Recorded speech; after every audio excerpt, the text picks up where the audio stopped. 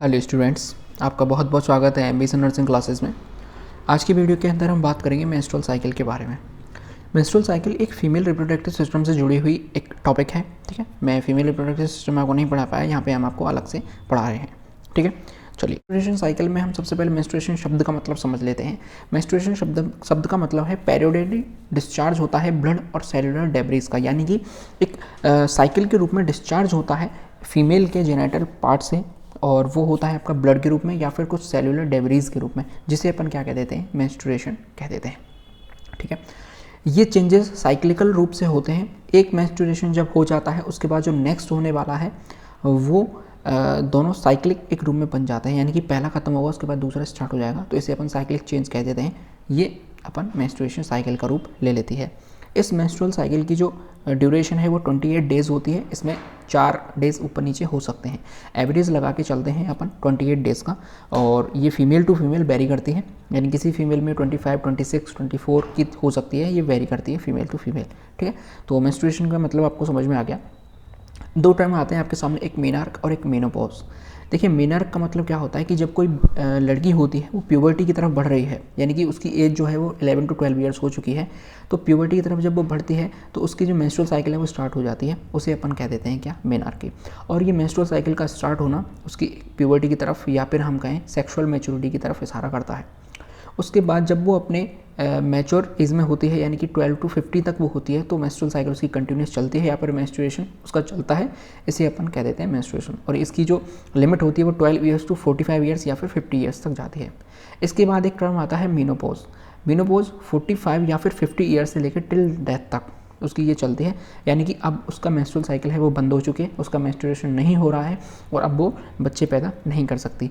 अब यहाँ पर एक चीज़ निकल के आती है कि यदि कोई जो लड़की है या कोई फीमेल है वो मेंस्ट्रुअल साइकिल पर है, इसका मतलब वो बच्चे पैदा कर सकती है, और जब उसकी मेंस्ट्रुअल साइकिल बंद हो जाती है, यानी कि मेनोपॉज पर वो आ जाती है, तो वो बच्चे पैदा नहीं कर सकती है। ठीक है, तो ये दो टर्म आपको समझ में आ गया होगा। मेनार्की का मतलब क्या होता है, मेनोपॉज का मतलब क्या होता है।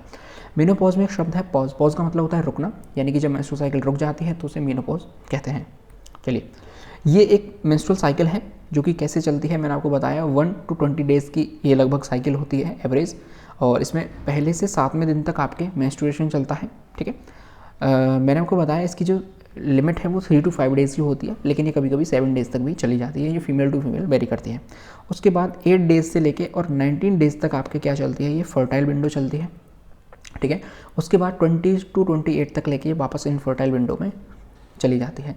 इस तरीके से मेंस्ट्रुअल साइकिल का डिवाइडेशन किया गया है। ठीक है, चलिए, अब मेंस्ट्रुअल साइकिल भले ही फीमेल रिप्रोडक्टिव सिस्टम से जुड़ा हुआ हो, लेकिन इसकी शुरुआत होती है आपके ब्रेन से। ठीक है, और इस ब्रेन में कई सारे, और ये जो मेंस्ट्रुअल साइकिल है ये पूरा खेल है आपका हार्मोन्स का। हार्मोन्स की जो लेवल्स ऊपर नीचे होते हैं उसके द्वारा ये मेंस्ट्रुअल साइकिल कंप्लीट होती है। देखिए, सबसे पहले ब्रेन का एक पार्ट है हाइपोथैलेमस। ठीक है, उस हाइपोथैलेमस से एक हार्मोन रिलीज होता है जिसे कहते हैं GnRH या फिर गोनेडोट्रोपिक रिलीजिंग हार्मोन। हाइपोथैलेमस उस हार्मोन को रिलीज़ करने के बाद पिट्यूटरी को अटैक करता है वो हार्मोन, और पिट्यूटरी खुद से 2 हार्मोन रिलीज़ करती है, ल्यूटिनाइजिंग हार्मोन और फॉलिकल स्टिमुलेटिंग हार्मोन। जब हमने एंडोक्राइन सिस्टम पढ़ा था वहाँ मैंने आपको बताया था कि पिट्यूटरी ग्लैंड को कहते हैं मास्टर ग्लैंड, और हाइपोथैलेमस को बोला जाता है मास्टर्स ऑफ मास्टर ग्लैंड। तो GnRH पिट्यूटरी पर जाकर अटैक करेगा और यहाँ से 2 हार्मोन रिलीज़ करने के लिए कहेगा LH और FSH। FSH हार्मोन का नाम ही फॉलिकल स्टिमुलेटिंग हार्मोन है, यानी कि ये फॉलिकल को स्टिमुलेट करने का काम करेगा। और ये दोनों हार्मोन जाकर अटैक करेंगे किस पर, ओवरीज पर, और ओवरीज को कहेंगे कि आप 2 हार्मोन निकालिए, एस्ट्रोजन और प्रोजेस्टेरोन। ठीक है, और फिर ये एस्ट्रोजन प्रोजेस्टेरोन वापस अटैक करते हैं अपना लेवल बढ़ाकर इन पर कि भाई अब आप LH और FSH का जो लेवल है उसे रोक दीजिए, यानी कि अब आप इन दोनों को निकालना बंद करिए। एस्ट्रोजन जाकर कहता है हाइपोथैलेमस से, और प्रोजेस्टेरोन जाकर कहता है पिट्यूटरी ग्लैंड से कि अब आप इनका सेक्रेशन रोक दीजिए, आपने जो काम करने कहा था वो काम हमने कर दिया है। ये किस तरीके से होता है वो हम इस ग्राफ के अंदर समझने की कोशिश करेंगे। देखिए, जो मेंस्ट्रुअल साइकिल चलती है उसके अंदर 2 साइकिल चलती हैं। एक चलती है आपकी ओवेरियन साइकिल और दूसरी चलती है आपकी यूटेराइन साइकिल। ओवेरियन साइकिल नाम से क्लियर है ओवरीज के अंदर चलती है, और यूटेराइन साइकिल नाम से क्लियर है कि ये यूटेरस के अंदर चलती है।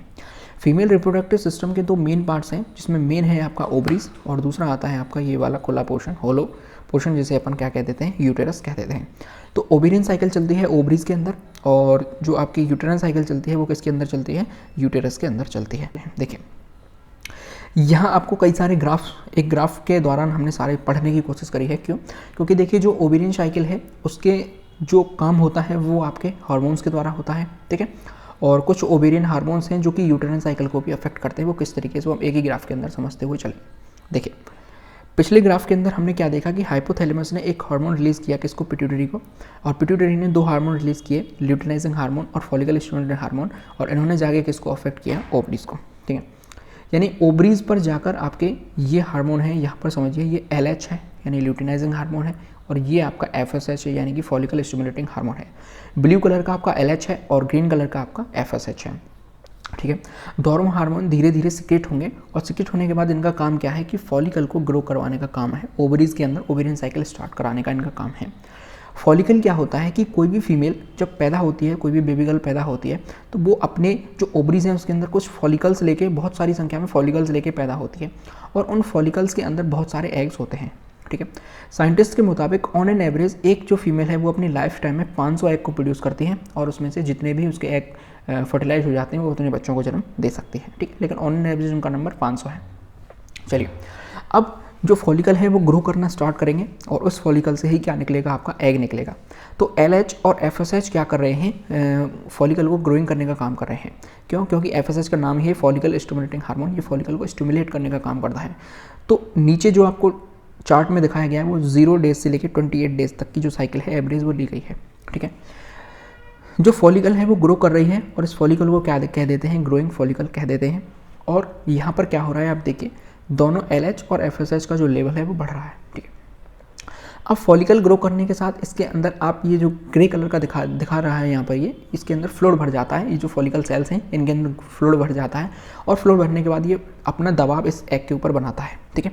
साथ ही साथ आप ओवेरियन हार्मोन की तरफ बढ़ेंगे तो ओवरी से 2 हार्मोन निकलते हैं। जब हमने रिप्रोडक्टिव सिस्टम पढ़ा था, एस्ट्रोजन और प्रोजेस्टेरोन, तो जो फॉलिकल है, ग्रोइंग फॉलिकल है, वो एस्ट्रोजन के लेवल को बढ़ाना स्टार्ट करते हैं। आप देखिए ये येलो कलर की लाइन है, वो ग्राफ ऊपर की तरफ जा रहा है, ठीक है।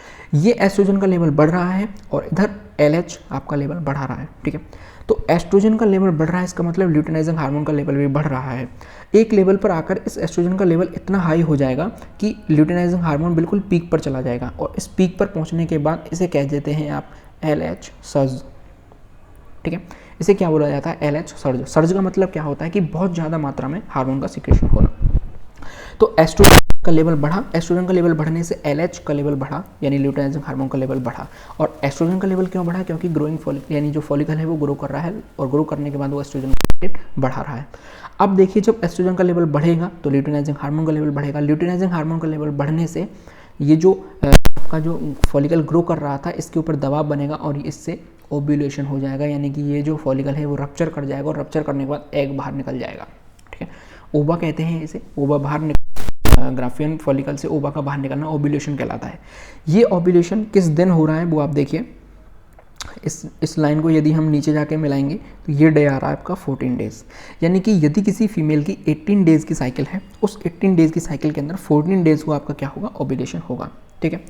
अब ओव्यूलेशन हो जाने के बाद क्या होता है वो देखिए, इसको मैं यहाँ से साफ कर देता हूँ। देखिए ओव्यूलेशन हो जाने के बाद जब 14 डेज़ को ओव्यूलेशन हो गया, ठीक है, उस 14 डेज़ के ओव्यूलेशन होने के बाद 14 डेज़ को ओव्यूलेशन होने के बाद आप देखिए ये जो 14 डेज़ के ओव्यूलेशन होने के बाद आप देखिए जो LH है वो नीचे आना स्टार्ट हो गया, ठीक है। और साथ ही साथ जो एस्ट्रोजन है उसका भी नीचे आना स्टार्ट हो गया, यानी कि अब दोनों का लेवल नीचे गिरने लगेगा, ठीक है। अब जैसे ही ग्रोइंग फॉलिकल से आपकी जो ओव्यूलेशन हो जाएगा, एग बाहर निकल जाएगा, उसके बाद उसका नाम बदल कर क्या रख दिया जाएगा, कार्पस ल्यूटियम, ठीक है। और कार्पस ल्यूटियम के पास वो क्षमता होती है कि वो प्रोजेस्टेरोन के लेवल को बढ़ाता है। पीले कलर का था वो एस्ट्रोजन बढ़ा रहा था, लेकिन ये जो बैंगनी कलर का यानी पर्पल कलर की जो लाइन आ रही है वो ग्राफ किसका है, प्रोजेस्टेरोन का है। अब देखिए जैसे ही कार्पस ल्यूटियम बना, कार्पस ल्यूटियम बनने के साथ ही प्रोजेस्टेरोन का लेवल एक साथ पीक कर गया, ठीक है। इससे पहले कार्पस ल्यूटियम नहीं था, सिर्फ ग्रोइंग फॉलिकल था, तो यहाँ पर ये बिल्कुल नॉर्मल रेंज में था।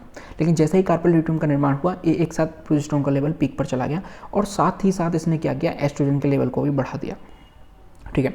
तो कार्पस ल्यूटियम एस्ट्रोजन और प्रोजेस्टेरोन के लेवल को बढ़ा देता है, और यहाँ पर LH और FSH का लेवल बिल्कुल डाउन चला जाता है, क्योंकि इनका कोई काम नहीं रह गया है।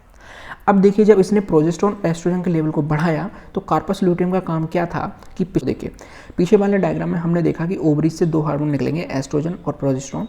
एस्ट्रोजन निकल के किसको कहेगा, हाइपोथैलेमस को, कि सर आप GnRH को रोक दीजिए, आपका काम हो गया है। इधर प्रोजेस्टेरोन का लेवल बढ़ेगा और वो पिट्यूटरी से जाके कहेगा कि अब आप FSH और LH का हार्मोन को रोक दीजिए। जैसे ही प्रोजेस्टेरोन ने अपना काम किया, इधर LH और FSH ने अपना काम करना बंद कर दिया, यानी कि उनका जो लेवल है वो बिल्कुल नॉर्मल आ गया। अब कार्पस ल्यूटियम धीरे धीरे जाकर डिग्रेड होना स्टार्ट हो जाएगा और वो किस में बदल जाएगा, कार्पस एल्बिकेंस के अंदर। ठीक है, तो ये प्रोजेस्टेरोन भी वापस नीचे आ जाएगा, एस्ट्रोजन भी वापस नीचे आ जाएगा, क्योंकि इनका काम क्या था। इधर जब अपन यूटेरन साइकिल की बात करेंगे उसमें हम देखेंगे प्रोजेस्टेरोन क्या भूमिका निभाता है। चलिए अब अपन यूटेरन साइकिल की तरफ बढ़ते हैं। यूटेरन साइकिल को वापस से 0 डेज से 28 डेज़ की अपन मान के चलते हैं। मैं दूसरा पेन चूज़ कर लेता हूँ जिससे आपको क्लियरली दिखने लगे। देखिए, पहले से 5 दिन यहाँ जाकर आपके 5 डेज हो जाएंगे। 1 to 5 डेज़ की ये जो साइकिल है इससे कह देते हैं मेंसेस। ठीक है, मेंसेस का मतलब है कि यहाँ पर आपकी जो यूटेराइन की वॉल है वो यूटेराइन की वॉल डिग्रेड होना स्टार्ट हो जाएंगी। ठीक है, और ब्लीडिंग होना आपका स्टार्ट हो जाएगी पहले से 5वें दिन के दौरान। अब ये जो यूटेरस की जो बॉल्स हैं वो बिल्कुल डिग्रेड हो चुकी है, बिल्कुल फ्रेश यूटेरस वहाँ पर बन चुका है। 5 डेज से लेके आपका 14 डेज तक आपकी वापस से बढ़ना स्टार्ट होगी। क्यों? क्योंकि एस्ट्रोजन ने अपना लेवल बढ़ाया और यहाँ पर ये जो दीवार है दोबारा बनना स्टार्ट हुई।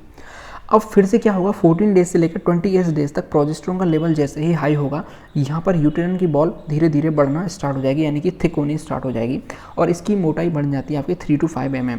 कितनी इसकी मोटाई बन जाती है, 3 mm to 5 mm ये मोटा थिक यानी कि बन जाती है ये बॉल। ठीक है, और प्रोजेस्टेरोन वापस अपना नीचे आ जाता है इसकी वॉल को बढ़ा करके। अब यहाँ पर देखिए दो केस बनते हैं हमारे सामने, इसको मैं यहाँ पे मिटा देता हूँ। देखिए, यहाँ ओवेरियन साइकिल ओवरीज के अंदर कंप्लीट हुई। ठीक है, और यहाँ से ओवरीज यानी एग का ओव्यूलेशन हुआ और एग को फेमरी के द्वारा ले लिया गया, इन्फंडिबुलम में ले जाकर आपके फैलोपियन ट्यूब में पटक दिया। ठीक है, अब यहाँ वेजाइना है, वेजाइना के थ्रू आपका स्पर्म निकला, यहाँ पर इसकी जो वॉल है वो थिक हो चुकी है।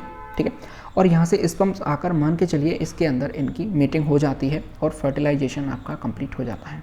ठीक है, फर्टिलाइजेशन कंप्लीट हो जाने के बाद ये जाइगोट में चेंज हो जाएगा और जाइगोट में चेंज होने के बाद ये यहाँ पर आकर अटैच हो जाएगा और अटैच होने के बाद इसे जो बेबी है वो बनना स्टार्ट हो जाएगा, भ्रूण बनना स्टार्ट हो जाएगा। ठीक है, तो एक केस तो बनता है आपका केस नंबर 1 ये कि जाइगोट बन गया यानी कि फर्टिलाइजेशन हो गया और फर्टिलाइजेशन होने के बाद ये जो थिक बॉल बनाई गई थी जिसके लिए आसानी से वो इम्प्लांटेशन हो सके, उस इम्प्लांटेशन के लिए इस दीवार को तैयार किया गया था और काम उसका कंप्लीट हो गया। दूसरा केस बनता है कि मान के चलिए यहाँ से एग ओव्यूलेशन हुआ। ठीक है, एग का ओव्यूलेशन हुआ और ओव्यूलेशन होने के बाद यहाँ पर कोई भी उसे स्पर्म नहीं मिला, तो एग तो अपने रास्ते से आएगा, आने के बाद यहाँ उसे नहीं अटैच किया जाएगा। उसे क्यों नहीं अटैच किया जाएगा? क्योंकि वो अब जाइगोट की फॉर्म में नहीं है। अब जब वो जाइगोट की फॉर्म में नहीं है तो उसे यहाँ पर अटैच नहीं होने दिया जाएगा और वो फिर यहाँ से बाहर का रास्ता दिखा दिया जाएगा उसे। अब यहाँ पर जैसे ही 28 डेज तक देखा कि किसी भी तरीके का कोई फर्टिलाइजेशन नहीं हुआ है, तो वापस से आपका जो दूसरी साइकिल है वो स्टार्ट हो जाएगी और यहाँ से दोबारा मेंसेस स्टार्ट हो जाएंगे, यानी कि डिग्रेशन वापस से यूटेराइन वॉल्स का स्टार्ट हो जाएगा और इसे यूटेराइन साइकिल का नाम दे दिया जाता है। और 28 डेज़ के बाद ये फर्स्ट डे है, वापस ये पहला दिन है, पहले दिन से फिर से दोबारा आपकी नई मेंस्ट्रुअल साइकिल स्टार्ट हो जाएगी। इस तरीके से आपकी मेंस्ट्रुअल साइकिल कंप्लीट होती है। आई होप आपको समझ में आ गया होगा। अगर समझ में आया है चैनल को जरूर सब्सक्राइब कर लें, वीडियोस को लाइक जरूर करें, कोई कमेंट है उसे लिख के बताएं, क्वेश्चन है तो वो पूछ सकते हैं। देश से प्यार करें, माता पिता से प्यार करें। जय हिंद।